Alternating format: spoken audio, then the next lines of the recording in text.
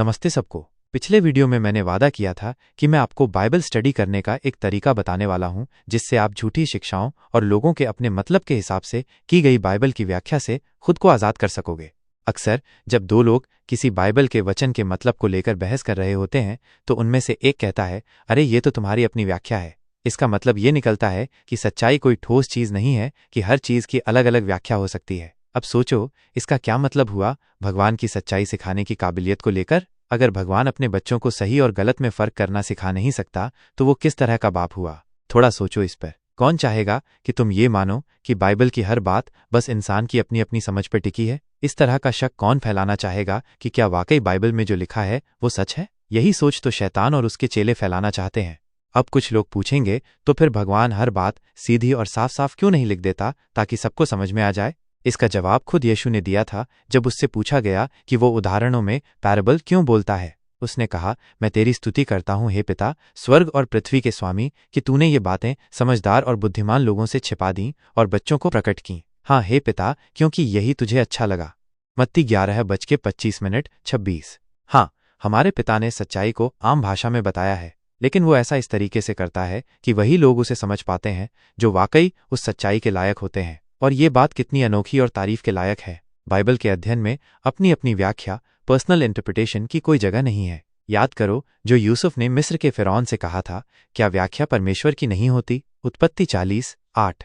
तो शुरुआत कहाँ से करें? हम प्यार से शुरू करते हैं। ये थोड़ा अजीब लग सकता है, लेकिन थोड़ा ध्यान दो। प्रेरित यूहन्ना ने बताया कि परमेश्वर प्रेम है। यीशु के शिष्यों की पहचान क्या है? प्रेम। यूहन्ना दोपहर के 1:34-35 पौलुस ने थिस्सलुनीकियों को लिखा कि विरोधी लोग इसलिए नाश होंगे क्योंकि उन्होंने सच्चाई से प्रेम नहीं किया जिससे वो बच सकते थे। 2 थिस्सलुनीकियों 2:10। अगर तुम सच्चाई से प्यार नहीं करोगे तो परमेश्वर के वचन को नहीं समझ पाओगे। सच्चाई अक्सर हमें उन जगहों पर ले जाती है जहां हम जाना नहीं चाहते। लोग झूठे सुकून को ज्यादा पसंद करते हैं, लेकिन अगर तुम सच्चाई से सच में प्यार करते हो तो तुम हर कीमत चुकाकर भी उसके पीछे जाओगे। और हाँ, इसकी कीमत चुकानी पड़ती है, ये मैं पक्के तौर पर कह सकता हूँ। यीशु की उस मिसाल को याद करो जिसमें उसने उस व्यापारी के बारे में बताया जिसने एक बहुत कीमती मोती खरीदने के लिए अपनी सारी चीजें बेच दी। मत्ती दोपहर के 1:45। मेरे लिए जो पहले एक यहोवा का गवाह था, ये कीमत पैसों की नहीं बल्कि सामाजिक थी। मैंने अपने सारे दोस्त, अपने जान पहचान वाले खो दिए। मैंने वो ओहदा और इज्जत खो दी जो मैंने पूरी जिंदगी बनाकर रखी थी। लेकिन जैसे पौलुस ने कहा, हाँ, मुझे तो अब सब कुछ व्यर्थ लगता है मेरे प्रभु मसीह यीशु को जानने की अनमोल कीमत के सामने। उन्हीं के कारण मैंने सब कुछ छोड़ दिया और उसे कचरे की तरह समझा ताकि मैं मसीह को पा सकूं। फिलिप्पियों 3:8 NLT। लेकिन जब मैंने ये फैसला लिया तब मुझे वो वादा भी सच्चा लगा जो हमारे प्रभु यीशु ने किया था। यीशु ने कहा, मैं तुमसे सच कहता हूं, जिसने मेरे लिए और खुशखबरी के लिए घर, भाई बहन, माँ बाप, बच्चे या खेत छोड़े हैं, उसे इस समय 100 गुना ज्यादा मिलेगा। घर, भाई बहन, माँ, बच्चे और खेत, मगर साथ ही सताव भी। और आने वाली दुनिया में उसे अनंत जीवन मिलेगा। मरकुस 10:29-30 NLT। अब आते हैं इस वीडियो के मुख्य विषय पर। आप बाइबल को कैसे इस तरह से पढ़ें कि झूठे धार्मिक नेताओं की गलत शिक्षाओं से धोखा न खाएं। बाइबल पढ़ने के 2 तरीके हैं। एक तरीका वो है जो सारी धर्म व्यवस्थाएं अपनाती हैं, जिसमें यहोवा के गवाहों की संस्था भी शामिल है। इस तरीके को एक ग्रीक शब्द से जाना जाता है, आइसेजीसिस। आइसेजीसिस का मतलब होता है अपने विचारों को अंदर डालना। यानी जब कोई इंसान बाइबल के पाठ को अपने हिसाब से समझता है, अपनी सोच, अपने पूर्व निर्धारित विचार उसमें डाल देता है, बजाय इसके कि वो उस पाठ से असली मतलब निकाले। इससे बाइबल की बातों का गलत अर्थ निकल सकता है। अब आप थोड़ी देर में देखोगे कि क्यों मैं कहता हूं कि सारी धर्म व्यवस्थाएं, यहां तक कि यहोवा के गवाह भी इसी तरीके से बाइबल पढ़ते हैं। हाँ, वो कभी मानेंगे नहीं कि वो ऐसा करते हैं। वो हमेशा कहेंगे कि वो सही तरीका इस्तेमाल करते हैं, जिसे कहते हैं एक्सेजीसिस का मतलब है पाठ से असली बात निकालना, यानी बाइबल की आयत का गहराई से विश्लेषण करना, उसका संदर्भ, भाषा, इतिहास और बाइबल के बाकी हिस्सों से मेल, ये सब देखकर असली मतलब निकालना। चलो एक उदाहरण से समझते हैं। मैं बाइबल की एक आयत पढ़ता हूँ, दानियल 12:1, और इस स्टडी के लिए हम new world translation of the Holi scriptures reference Bible 1984 संस्करण का इस्तेमाल करेंगे। यह दूसरी भाषाओं में भी अच्छे से अनुवादित हो सकता है। दानियल 12:1। और उस समय मीकाएल खड़ा होगा, जो महान प्रधान है, जो तेरे लोगों के पुत्रों की ओर से खड़ा है। और एक संकट का समय आएगा जैसा न किसी राष्ट्र के बनने के बाद से कभी हुआ। और उस समय तेरे लोग बच निकलेंगे, वे सब जो पुस्तक में लिखे पाए जाते हैं। इस आयत में 3 घटनाओं का जिक्र है, मीकाएल का खड़ा होना, संकट का समय और बचाव का समय। असली सवाल यह है कि ये तीनों घटनाएं कब होती हैं। यहोवा के गवाह इस आयत की व्याख्या आइसेजेटिकली करते हैं, यानी वो इसमें अपने विचार डालते हैं। ये एकदम सही उदाहरण है कि क्यों आइसेजेसिस एक गलत और धोखेबाज तरीका है बाइबल पढ़ने का। अब देखो कि 2022 की एक वॉच टावर पत्रिका ने इस आयत की क्या व्याख्या दी। दानियेल की किताब हमें अंतिम समय में होने वाली रोमांचक घटनाओं का क्रम दिखाती है। उदाहरण के लिए दानियेल 12:1 बताता है कि मीकाएल, जो यीशु मसीह है, परमेश्वर के लोगों की ओर से खड़ा है। यह भविष्यवाणी 1914 में पूरी होने लगी जब यीशु को स्वर्ग के राज्य का राजा नियुक्त किया गया।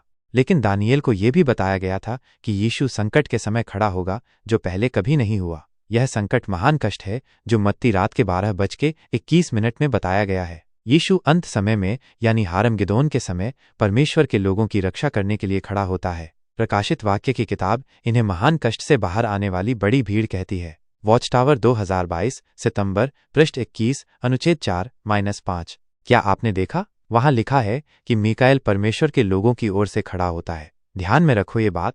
तो अब समझो, आइसेजीसिस मतलब अपने विचार बाइबल में डालना। इस केस में संगठन को 1914 को मसीह की अदृश्य उपस्थिति और अंतिम दिनों की शुरुआत साबित करना है। उन्हें यह भी साबित करना है कि 1919 में यीशु ने गवर्निंग बॉडी को वफादार और बुद्धिमान दास नियुक्त किया। इस व्याख्या का मकसद है कि आप ये मान लो कि अंत बहुत पास है और आपकी मुक्ति गवर्निंग बॉडी की आज्ञा मानने और समर्थन करने पर निर्भर है। अगर आप पहले से ये मानते हो कि गवर्निंग बॉडी का सिखाया हुआ सच है, तो आप ये मान लोगे कि दानियेल 12:1 आज के समय की बात कर रहा है। लेकिन ये बाइबल का आलसी तरीका है। आप इंसानों पर भरोसा कर रहे हो, जैसा कि मैंने कभी किया था। आप बिरिया के लोगों की तरह जांच परख कर सोचने वाले नहीं बन रहे। लेकिन अब और नहीं, अब समझदारी से काम लेना है। तो अब सवाल यह है, दानियेल 12:1 किस समय की बात कर रहा है? इसका जवाब निकालने का तरीका है कि हम बाइबल की आयत से खुद मतलब निकालें, माइनस यही एक्सेजीसिस है। हम पहले उस आयत के आसपास के संदर्भ को देखें, फिर इतिहास और संस्कृति को ध्यान में रखें। ये करना आसान है। दानियेल 12:1 की पहली ही पंक्ति कहती है कि मीकाएल खड़ा होगा जो तेरे लोगों के पुत्रों की ओर से खड़ा है। फिर आगे कहता है कि तेरे लोग बच निकलेंगे। अब सोचो, दानियेल जो बाबुल में बंदी बनाकर ले जाया गया था, वो अपने लोगों के बेटों से किसे समझता? उसके लोग थे इस्राएली। उनके बेटे मतलब उन इस्राएलियों की संतति जो उस समय जीवित थे। क्या हम ये माने कि दानियेल अपने लोगों के बेटों में यहोवा के गवाहों को 2500 साल बाद देखता था? ये तो बहुत ज्यादा खिंचाव वाली बात होगी, है ना? सवाल यह है कि माइकल कौन है? वॉच टावर कहता है कि माइकल ही यीशु है, लेकिन बाइबल क्या कहती है? दानियेल की किताब में माइकल का नाम 3 बार आया है। वो एक स्वर्गदूत है जो प्रमुख सरदारों में से एक है और जो इसराइल के लोगों की तरफ से खड़ा रहता है। दानियेल 10:13 12:1। अगर हम दानियेल की किताब के बाहर देखें तो ये नाम फिर यहूदा 9 में आता है, जहां उसे प्रधान स्वर्गदूत कहा गया है, और प्रकाशित वाक्य 12:7 में, जहां वो शैतान से युद्ध कर रहा है। संगठन को माइकल से ज्यादा चाहिए। उन्हें माइकल को यीशु मसीह बनाना है, क्योंकि वे दानियेल 12:1 को 1914 से जोड़ना चाहते हैं, जब वे कहते हैं कि मसीह अदृश्य रूप से वापस आया। लेकिन परेशानी ये है कि कहीं भी बाइबल में यीशु को स्वर्गदूत नहीं कहा गया है। असल में इब्रानियों की किताब ये बात साफ साफ बताती है कि यीशु कभी भी स्वर्गदूत नहीं रहा। परमेश्वर ने कभी किसी स्वर्गदूत से कहा, तू मेरा पुत्र है, आज मैं तेरा पिता बना हूं, इब्रानियों 1:5। और स्वर्गदूतों के बारे में वह कहता है, वह अपने स्वर्गदूतों को आत्माएं बनाता है और अपने सेवकों को आग की लपट। लेकिन पुत्र के बारे में वह कहता है, तेरा सिंहासन, हे परमेश्वर, युगानुयुग रहेगा और तेरे राज्य का राजदंड धार्मिकता का राजदंड है। इब्रानियों 1:7-8। और किस स्वर्गदूत से उसने कभी कहा, मेरे दाहिने हाथ बैठ जा, जब तक मैं तेरे शत्रुओं को तेरे पांवों की चौकी न बना दूं? इब्रानियों 1:13। ईसेजीसिस मतलब जब कोई बाइबल के अर्थ में अपनी बात ठूसता है, करने वाला बाइबल शिक्षक ऐसे वचन नजरअंदाज कर देता है और फिर ऐसा वचन पकड़ता है जिसे देखकर वो ये साबित करना चाहता है कि यीशु एक स्वर्गदूत है। क्योंकि प्रभु आप ही स्वर्ग से पुकार के साथ, प्रधान स्वर्गदूत की आवाज के साथ और परमेश्वर की तुरही के साथ उतरेगा, और जो मसीह में मरे हुए हैं वे पहले जी उठेंगे। 1 थिस्सलुनीकियों 4:16। यहाँ पर ऐतिहासिक संदर्भ हमारी मदद करता है। उस जमाने में जब कोई राजा किसी शहर में आता था तो पहले तुरही वाले और घोषणाकर्ता उसके आने की घोषणा करते हुए आगे चलते थे। यीशु भी इसी तरह आएगा। उसके साथ आने वाला घोषणाकर्ता एक प्रधान स्वर्गदूत होगा और तुरही परमेश्वर की होगी। ये सब चित्रात्मक भाषा है ताकि हमें हमारे राजा के आगमन की महत्ता समझ में आए। ये कोई सबूत नहीं है कि यीशु माइकल प्रधान स्वर्गदूत है।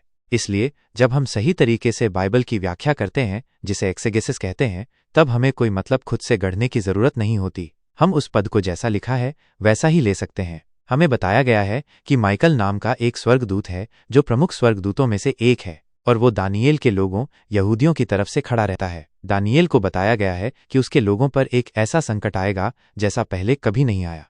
इतिहास में एक ही घटना इस वर्णन से मेल खाती है, इस्राएल राष्ट्र का नाश। 70 ई में यरूशलेम शहर को नष्ट कर दिया गया, मंदिर पूरी तरह से तोड़ दिया गया और ज्यादातर यहूदी मारे गए, लेकिन कुछ यहूदी बच निकले। और उस समय तेरे लोग बच निकलेंगे, हर एक जो किताब में लिखा पाया जाएगा। दानियेल 12:1। अब अगले 3 वचनों को देखें और उनमें एक्सेगिसिस का तरीका लगाएं। और मिट्टी की धूल में सो रहे बहुत लोग जाग उठेंगे, कुछ सदा के जीवन के लिए और कुछ तिरस्कार और सदा की घृणा के लिए। दानियेल 12:2।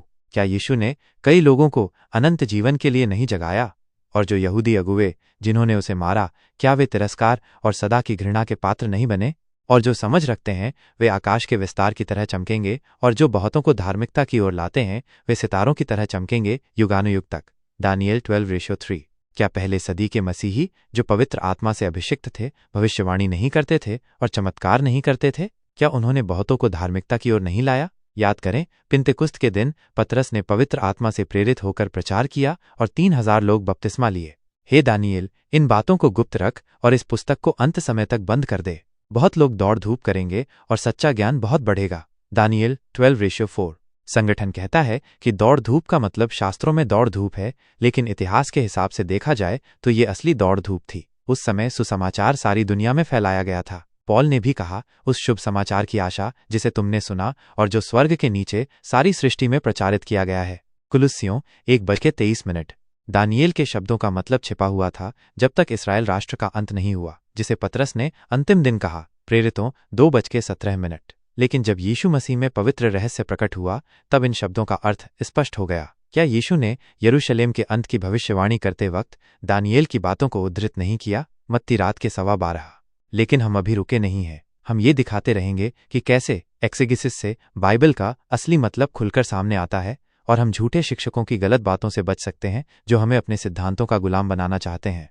जब हम ये तरीका अपनाते हैं तो कई अन्य वचन भी आसानी से समझ में आ जाते हैं, जैसे कि दानियेल अध्याय 11 में 2 राजाओं, उत्तर का राजा और दक्षिण का राजा का जिक्र है। इनके वंशज वहीं खत्म हो जाते हैं जहां माइकल महान सरदार खड़ा होता है। तो हमें आज के ज़माने में जर्मनी, रूस और एंग्लो अमेरिकन गुट को इसमें ठूसने की ज़रूरत नहीं है, जैसा कि संगठन करता है।